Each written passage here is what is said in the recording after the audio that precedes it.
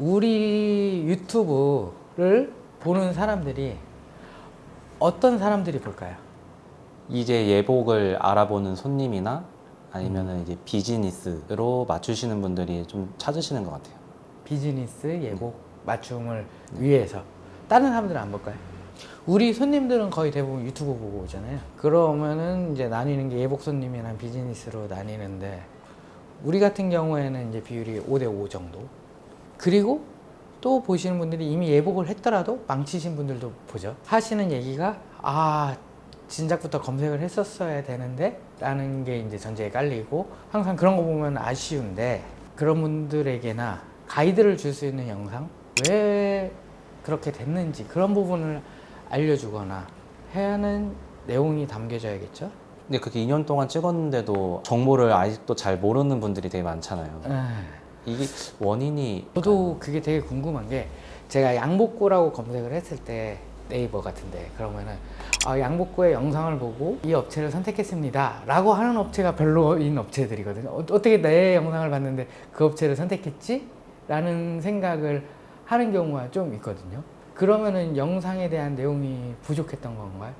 왜 그랬을까요? 제 기준에서는 조금 적합하지 않은 곳을 선택했는데. 제가 정보를 찾아보면서 느꼈던 거는 대표님의 팁이나 이런 영상들을 보고 기본적인 지식은 알았으니까 뭔가 더 혜택이 많고 뭔가 더 저렴하고 이렇게 가성비 있게 맞출 수 있는 데를 찾아가서 그런 것 같아요. 우리가 영상을 편집하면서 또는 찍으면서 내용이 너무 강해지거나 이런 부분을 컷을 하잖아요. 네. 그런 부분을 컷을 하기 때문에 조금 제대로 전달이 안 됐다고도 혹시 생각하나요? 그거 영향도 좀 있는 것 같아요. 그리고 제가 찍은 영상의 내용을 거의 그대로 쓰는 유튜버들이 많잖아요. 맞아요. 네, 그러니까 그걸 보고 나나 그 사람들이나 거의 비슷하다고 생각을 하는 경우도 많겠죠. 아무래도 많은 내용들이 전부 다 비슷하니까 네. 이게 좀 효과도 약한 것 같기도 하고. 처음에는 제가 혼자 했을 때는 아무래도 제 것만 봤으니까 괜찮았지만, 제가 찍은 내용을 거의 대부분 그대로 사람만 바뀌어서 영상이 나오니까 흔한 내용이 된 거죠. 그것도 좀 영향이 있겠죠. 근데 이게 퍼지는 거는 내용이 퍼지는 거기 때문에 좋은 건데, 근데 여기서 문제점이 발생한 게 뭐냐면, 내가 생각하기에는 예전에 내가 뭐 재단사가 있는 양복점을 가라, 뭐 패턴을 직접 뜨는지 확인해라, 뭐 자체 공방을 확인해라, 이런 거는 정말 피해야 되는 그거를 알려준 건데, 그 부분이 자랑이 돼 버리는 거지. 그거는 당연히 양복점이 가지고 있어야 되는 기본 옵션 중 하나인데, 그거를 자랑하듯이 마케팅 하는 게 문제고, 잘못된 업체들에서도 그러면 일단 재단사가 있으면 되니까 일단 재단사 안 쓰다가도 그냥 놀고 있던 재단사를 이렇게 모셔와서 홍보를 한다든지, 그런 게 조금 저는 사실 아쉬운 거죠. 근데 어떻게 보면은 업계가 상향 평준화됐다고 볼 수 있는 건가요? 그래도 그렇긴 하겠네요. 차라리 그래도 제가 조금은 영향력이 있잖아요. 제가 저거까지 말했네 라고 생각하면서, 그럼 우리는 적어도 이 정도는 해야지 라는 거는 있어서 나쁘진 않네요. 그러면 조금씩 얘기를 더 해보는 것도 좋을 것 같네요. 저희가 하면서 말하지 못했던 부분 중에 조금 강하다고 생각했던 부분들을 조금 더 이제는 느슨하게 풀어서 조금 얘기를 하는 것도 좋을 것 같아서, 일단 생각해보면 제일 이슈죠. 원단 바꿔치기. 이걸 한번 얘기를 좀 해보죠.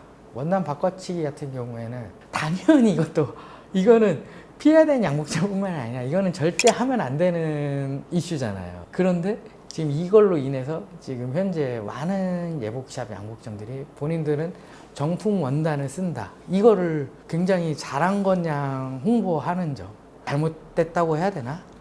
이거를 홍보 목적이 돼버리니까, 물론 제가 영상을 찍는 것도 홍보 목적이긴 하죠. 그런데 저는 그래도 양복구 채널로 약간은 정보를 전달해 드리고자 하는 게 좀 많이 큰데, 그거를 너도 나도 이렇게 올리면서 하는데 제가 뭐 업체명을 거론하거나 그러진 못하니까, 그런데 저 샵은 가지 말아야 되는데 라는 생각을 하는 샵들이 그거를 홍보 목적으로 지금 쓰고 있단 말이지. 근데 이제 뭐 자영업이기도 하고 하니까 뭐 마케팅은 기술이고 본인 실력이 되게 높은데 아 마케팅을 못해서 손님이 없어요 라는 거는 사실 핑계인 거죠. 그쪽은 업체에서는 마케팅을 기술로 해서 하는 건데 저희가 진짜 영상을 많이 찍잖아요. 네. 그런데 이제 편집에서 확실하지 않은 거는 다 컷을 하거나 조금 자제를 하잖아요. 네.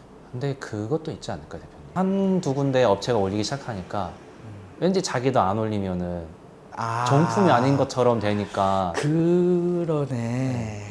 지금 그 문제 때문에 제가 생각하는 문제가 뭐냐면은 예전에는 재단사가 있는 양복점을 가라. 그건 기본 중에 기본인데 그러니까 재단사가 있는 양복점이 잘하는 곳이라 이렇게 생각을 하고 가시는 분들이 되게 많았단 말이에요. 맞아요. 기본 중에 기본인 양복점을 가라라는 내용의 취지였는데 이번에도 이 원단 이슈가 되고 나서 정품 원단을 쓰는 업체가 잘하는 곳이다 라는 인식을 받을까봐 정품 원단을 쓰는 거는 당연히 기본 중에 기본인데 약간 그런 게 조금 아쉽긴 한데 근데 저도 사실 원단 사기 칠 거라고는 전혀 생각을 못 했죠.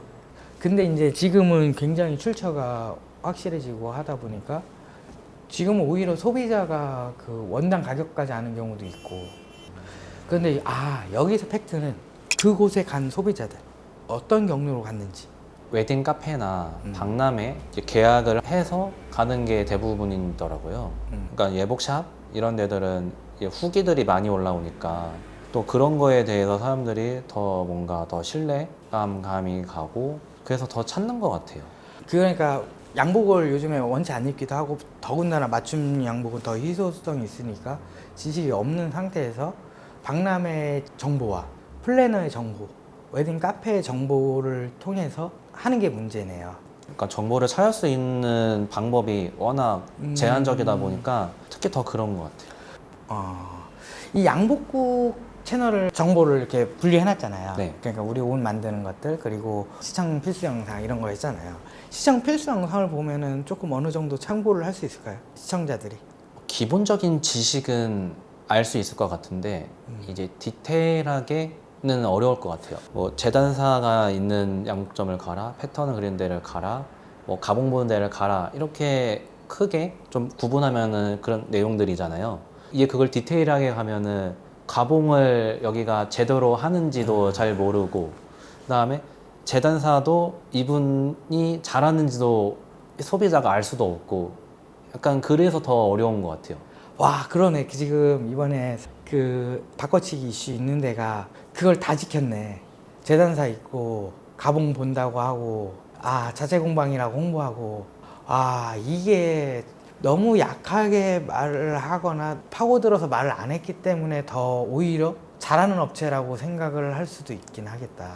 양복점을 갔는데 뭔가 딱 재단사분이 마스터 테일러 분이 양복 입고 있고 나이가 이제 지그시 드시고 그다음에 흰머리가 있으시면은 막 또 소개할 때 우리 선생님 막 40년 50년 하셨다 이러면은 달인이시구나 생각을 하는데 이게 대표님이 항상 말씀하셨더라. 이분이 진짜 실력이 4, 50년 동안 열심히 하셔서 잘하시는 분인지 아니면은 실력대로 4, 50년을 했는지는 소비자가 알 수가 없잖아요.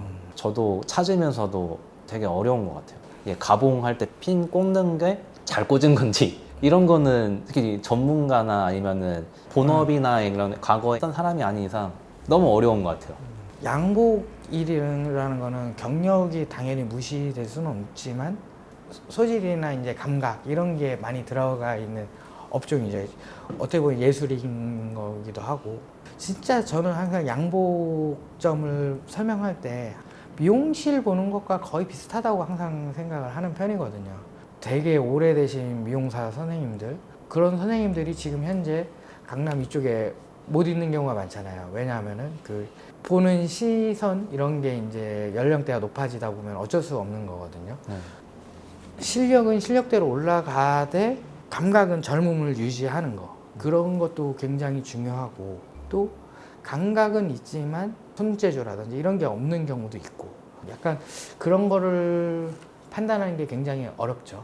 이거를 뭔가 양복점에 가서 재단하는 거를 계속 볼 수 있는 것도 아니고. 근데 사실 양복점을 판단하는 거는 제일 간단한 건 손님 옷을 보는 게 제일 좋은데 손님 옷 사진 좀 올리라고.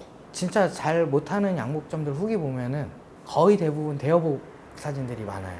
저희가 찍으면 또 퍼지고 하잖아요. 그러면은 좀 제대로 구분할 수 있는 법을 퍼뜨리는 게 좋은 방법이잖아요. 그러면은 제대로 된 양복점을 찾는 법. 고객 완성 사진을 많이 참고하세요. 우리도 이제는 진짜 완성 사진들을 많이 찍어야 될 것 같고, 왜냐하면은 진짜 거기 완성 사진들 가끔 올라오는 거 보면 엄청 처참하거든. 다른 대여복 사진들에 가려져서 그 사진들을 보기가 되게 어려워요.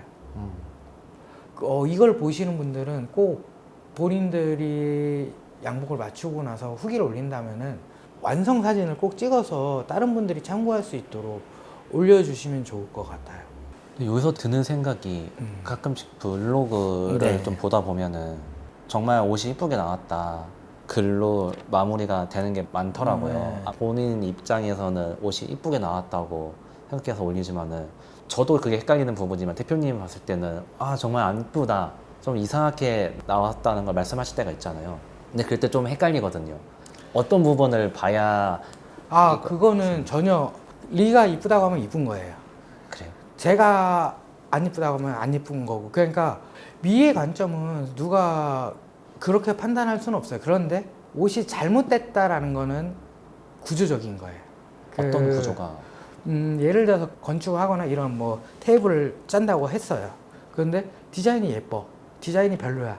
이거는 사람마다 기준 관점이 있는데, 그런데 지금은 잘 지탱되지만 곧 있으면은 이게 무너질 수도 있는 테이블이잖아요. 그런 부분은 전문가가 볼 수 있는 부분이죠.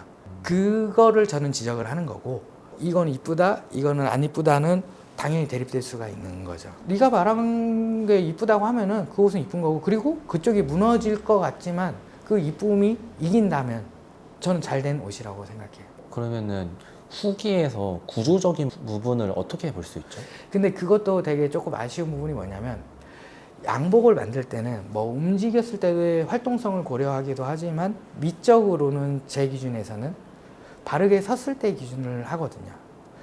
그리고 옷도 제대로 바르게 착장했을 때 가장 예뻐.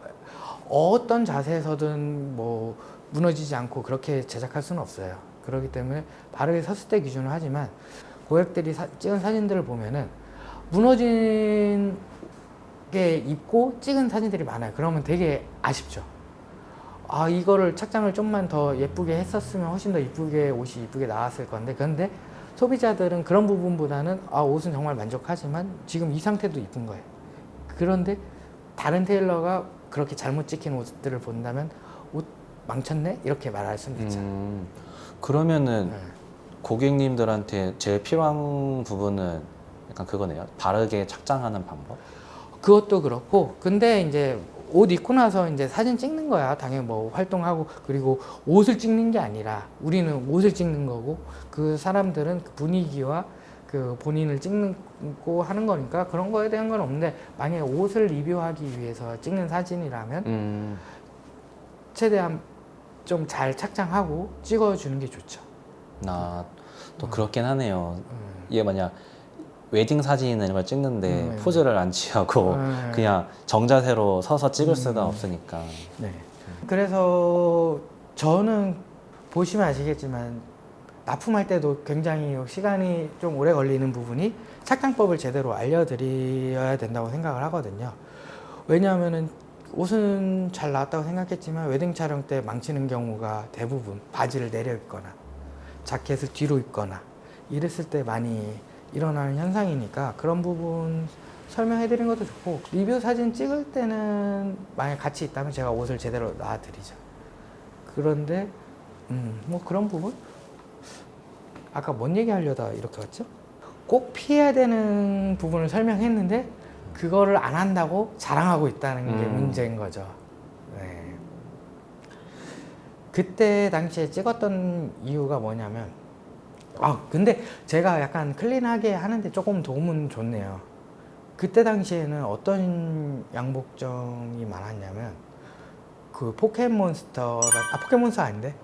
그 쿠팡 같은 거, 옛날에 티켓 파는 거 뭐였죠? 그 쿠팡 같은 거, 티켓몬스터? 알아요? 티켓몬스터 아니요? 이름이 기억이 안 나네. 포켓몬스터는 아니죠. 아니, 티켓몬스터 맞는 것 같은데.